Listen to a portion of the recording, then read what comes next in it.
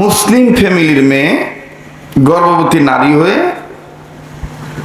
আল্লাহর কাছে দোয়া করতেছে, আল্লাহ জানি না আমার গর্ভে কি দিয়েছো, বেটা দিয়েছো না বেটি দিয়েছো আমার জানা নাই, আল্লাহ তবে যাই দাও আমি তাকে কোরআন হাদিস শিক্ষা দেব।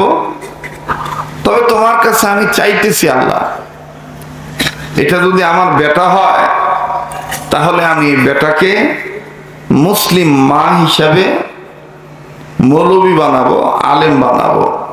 সুবহানাল্লাহ বলবেন না? এই দোয়াটা কি খারাপ করছে নাকি ভালো করছে?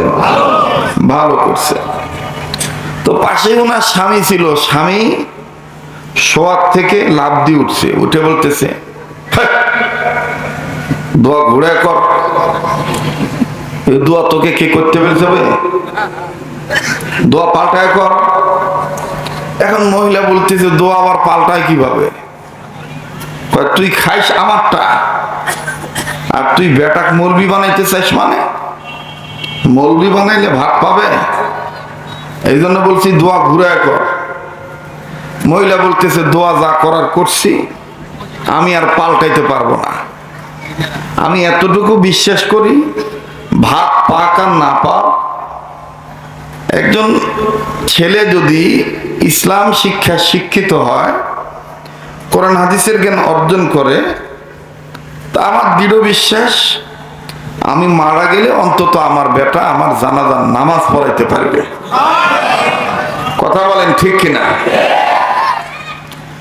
তো এখন লোক বলতেছে যে তুই দোয়া পাল্টায় জুতু করবো না, মৌলবি বানাবো, বানাস, পরে বুঝবো বিপদ কি। যাই হোক, লম্বা কথা সংক্ষেপ করে দিলাম। সন্তান হলো, 7-8 বছর বয়স যখন হয়েছে, মা তার ইচ্ছা প্রকাশ করার জন্য, তার নিয়তকে ঠিক রাখার জন্য,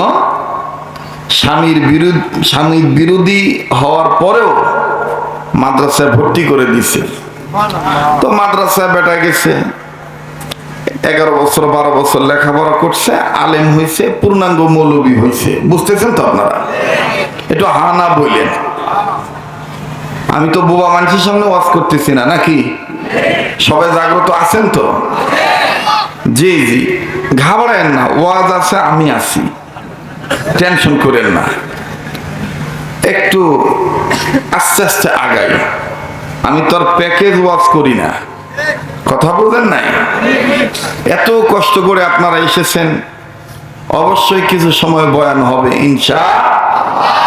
সবকিছুর মালিক কে? আল্লাহ। তো মৌলবী পূর্ণাঙ্গ মৌলবী হয়েছে। এখন স্ত্রী তার স্বামীকে বলতেছে, হার বেটাকে মৌলবী বানানোর ব্যাপারে বহুত বিরোধিতা করেছ, ওই যে আজকে মৌলবী পূর্ণাঙ্গ হয়েছে, মাদ্রাসা থেকে বিদায় নিবে, যাও বেডিং পত্র খাতা বালি যা আছে নিয়ে আসো, বেটাকে নিয়ে আসো। এখন ওই মুরব্বী মৌলবী বিরোধী ডাক দিয়ে বলতেছে, ফের মৌলবীর কথা কাছিস? হ্যাঁ, মৌলবী। তারপরে গেছে সংসার টিকে রাখার জন্য, যে বেডিং পত্র কিছু ভাগ ভাগ করে নিছে, নিয়া বেটাক আগে দিছে, বাপ পিছনে। বুঝতেছেন কি? যেতে যেতে বেটা হঠাৎ করে পিছন দিকে ফিরে দেখে বাপ নাই। আরে আমার বাপ গেল কোনঠে রে? ভালো করে তাকায় দেখে বাপ তো আছে, কিন্তু পেশাব করতে বসছে। কি করতে বসছে? আপনাদের অঞ্চলের ভাষা কি বলে? পেশাবি বলে। তো কথা বলতে হবে তো, কি করতে বসছে? পেশাব করতে বসছে। বেটা কয়, ও আব্বার প্রাকৃতিক চাপ দিয়েছে, এই জন্য আব্বা পেশাব করতেছে। হঠাৎ করে বেটা চিন্তা করে দেখলো যে পেশাব করবে ভালো কথা, কিন্তু আব্বা পশ্চিম দিকে কেন বসছে? কোন দিকে বসছে? সবাই বলে, আবার বলে পশ্চিম দিকে। বেটা মাথার থেকে সব বেডিং পত্র নামায় বলতেছে, আমি মৌলবি হয়েছি, এই হক কথা সমাজে জাহির করার জন্য পশ্চিম দিকে মুখ করে পেশাব করা জায়েজ নাই। তাহার বাপই কাম করতেছে, আমি তো এটা করতে দেব না। এখন বেটা বেডিং পত্র থুয়ে সামনে যে দেখতেছে আব্বা কি মেশিন স্টার্ট দিছে কি দেয় নাই,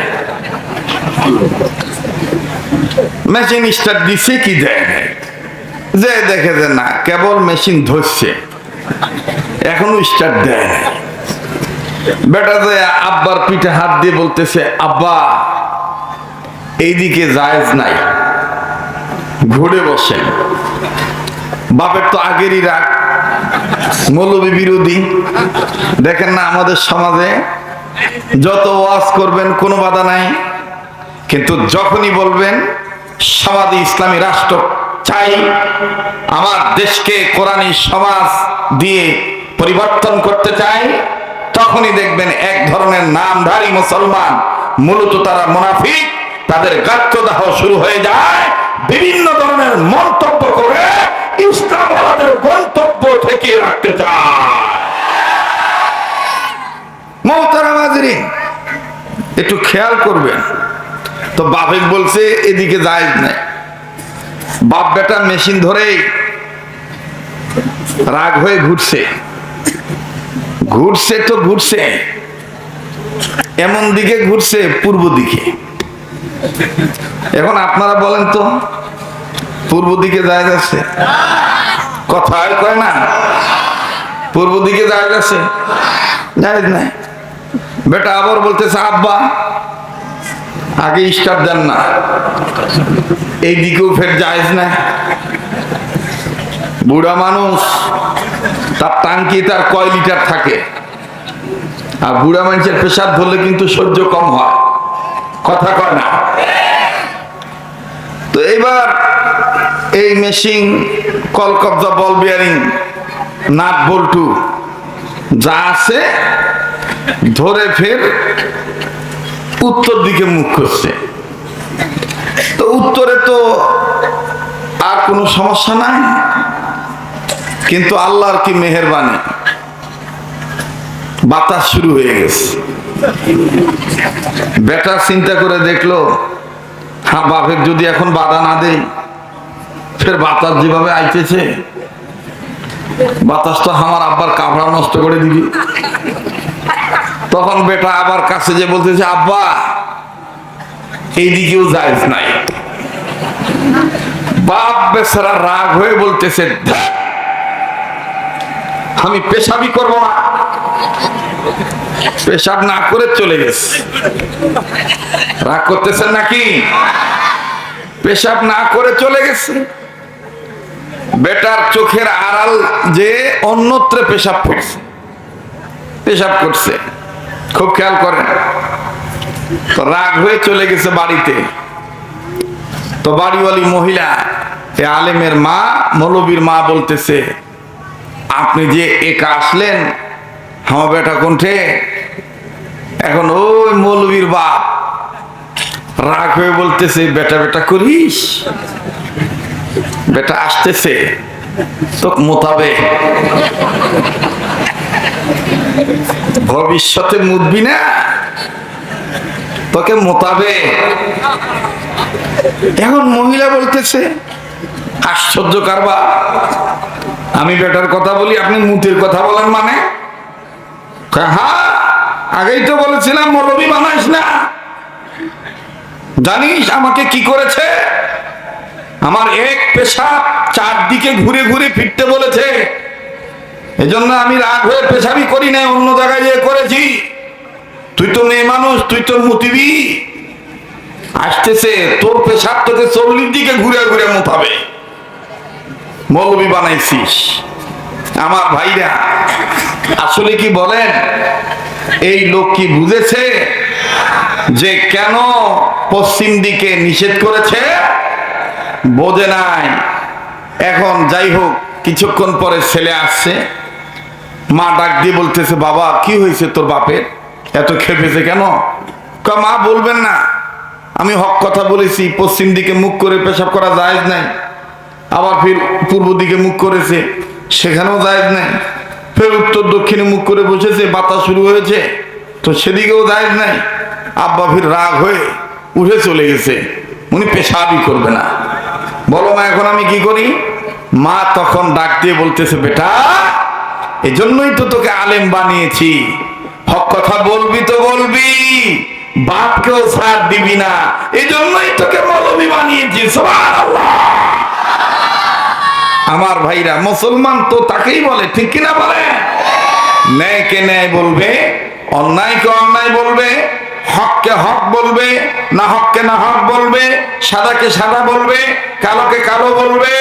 আমার বন্ধুগণ, হারামকে হারাম বলবে, হালালকে হালাল বলবে।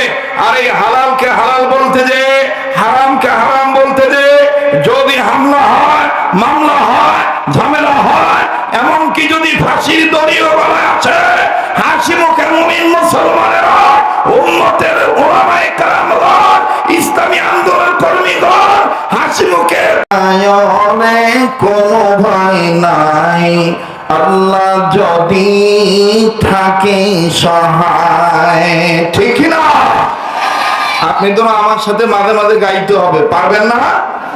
বক্তা শ্রোতা এক হইতে হবে। এখন আমরা সবাই ভাই ভাই, দিনী ভাই, মুসলিম মুসলমান ভাই ভাই, কথা কন ঠিক কিনা?